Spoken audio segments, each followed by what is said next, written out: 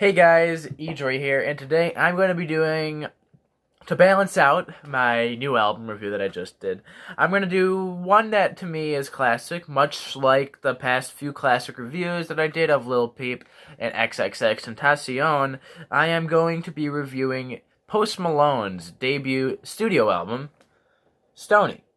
Wow, a glare, that's alright. I'm gonna shut my window, because it is raining out. Sorry. I've talked about Post Malone a bit on this channel. I did a review of Hollywood's Bleeding around a month or two ago, I think. Probably 2 months ago by now. And I mentioned that that's one of my favorite albums of the past few years. I love the way Post Malone has evolved into blending pop, rock, rap, all of it together in a nice, cohesive sound that to me is interesting. Even roughly half a year after its release, I still think the album holds up really well. Hollywood's Bleeding, to me, is a great album. But I decided to take this one back a little bit, because I've talked a lot about Post Malone's recent material, but why not go back to where it all began for Posty? Obviously, in 2015, those who know anything about Post Malone do know that he really kind of exploded onto the scene with White Iverson. That summer, one of the biggest underground, I guess, songs. It wasn't really underground, but he kind of seemingly came out of nowhere. He would follow that up with Too Young, a song which oddly has become more relevant after the passing of Lil Peep, X, and Juice WRLD, all great artists that I love. And eventually put out Deja Vu, which was a song with Justin Bieber, which definitely boosted him up a bit in popularity, and the song Go Flex, which is one of my personal favorites, is another single he put out. But he would then release, August 26th, his debut mixtape, and I'm not completely obsessed with that project. I feel like there's a lot of filler, although I do think Hollywood Dreams sampling Fleetwood Mac is a really well put together track. And Oh God is another song that I really like. I love the more bluesy side of Post Malone. But all the songs I mentioned, except for the ones on August 26th, would end up on Stoney, which would eventually be delayed and released in December 2016. And this album was a grower in the sense that it wasn't huge upon release, but would become bigger over the course of 2017.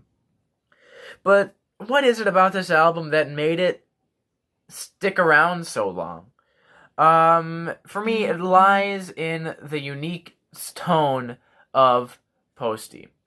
To me, this album really did show the blend of acoustic, some country, but not as much as rock. I think a lot of the rock influences that he grew up with, a lot of the acoustic stuff, really blending in with that sort of trap sound, which I feel is used so often today. And his singing style, well, he does use auto-tune. His use of it really makes him stand out amongst his counterparts. His vibrato vocals, his very unique sounding voice really, I think, stood him out from the crowd, which made this album slowly get more poppin' as time would go on. But I think none of this is represented better than in the opening track, Broken Whiskey Glass, which really shows him some of the most stripped down Post Malone had ever been. And that is something that I find really fun about this album. Is relatively, I guess, the production on this thing, well, there is a lot of airy, spacey vibes. There is more so very minimalist production, a lot of acoustic guitars in the mix. Some songs haven't aged as well as others, if I'm being completely honest. The song Deja Vu does kind of stick out to me a bit, but there are other songs that I think have grown to become, in my opinion, classic Post Malone songs that I just wish he would pull out and revisit live or something. The second song on this thing, Big Lie, to me, is one of the best Post Malone songs, when he is one of the best, more trap, I guess, songs by him. But I feel like the term trap is so uselessly used nowadays that describing Stoney as a trap album is just so so wrong to me. It just doesn't feel right.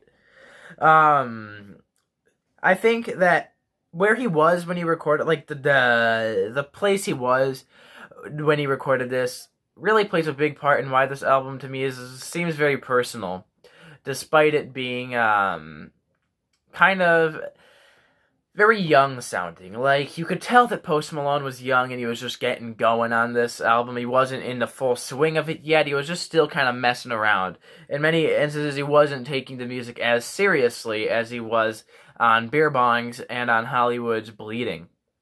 But,